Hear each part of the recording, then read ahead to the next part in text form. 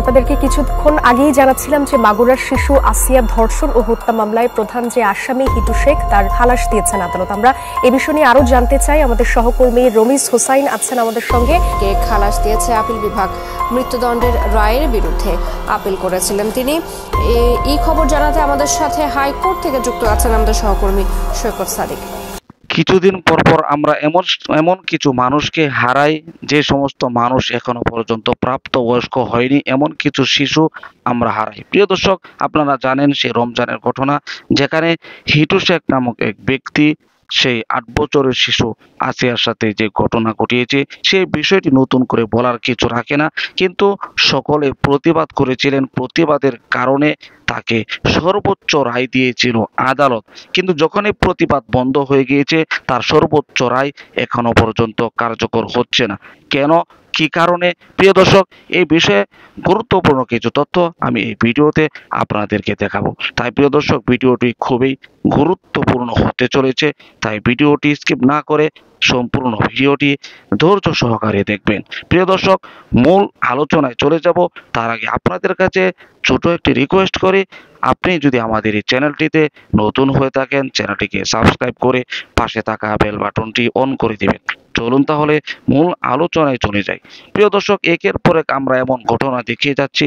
সেই আসিয়ার ঘটনার পরে নতুন করে আবারও সে ব্রাহ্মণবাড়িয়ার ময়নার ঘটনা, যেখানে এক এক সময় এক একজন হিংস্র মানুষ রূপে তারা পশু এমন কিছু আচরণ করে, যে সমস্ত আচরণের কারণে তাদেরকে আদালত সাজা দিলেও সেই সাজা কার্যকর হয় না।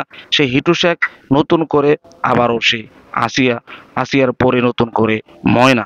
প্রিয় দর্শক, আসিয়ার বিচার যদি উচিত বিচার তখনই সরাসরি, এমনকি যে বিষয়টি আজ 5 মাস 6 মাস অতিবাহিত হচ্ছে না, আর সেই বিচার যদি 4-5 মাস আগে হয়ে যেত, তাহলে নতুন করে আবারও ময়না আমাদের থেকে হারাতো না। প্রিয় দর্শক, এভাবে একের পর এক হারাচ্ছে মানুষ, কিন্তু যারা এই কাজ করছে, অমানবিক কাজ যারা করছে, তাদের উপযুক্ত বিচার হচ্ছে না। আমরা প্রায় সময় শুনেছি কিন্তু সেই হিটু শেখের ঘটনা, যেখানে হিটু শেখ সে বলেছে সে নির্দোষ, সে এই সমস্ত বিষয় জানে না, কিন্তু আদালত প্রমাণ করেছে হিটু শেখ দোষী।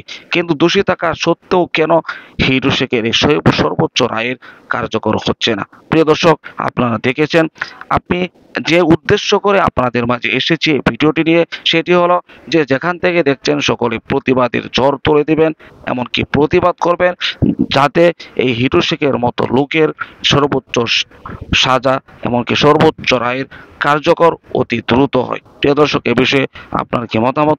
অবশ্যই আপনার মূল্যবান মতামতগুলো কমেন্টে জানিয়ে দিবেন, এমনকি এই ভিডিওটি শেয়ার করে সকলের মাঝে ছড়িয়ে দিবেন। প্রিয় দর্শক, আজকের মতো এখানে শেষ করছি।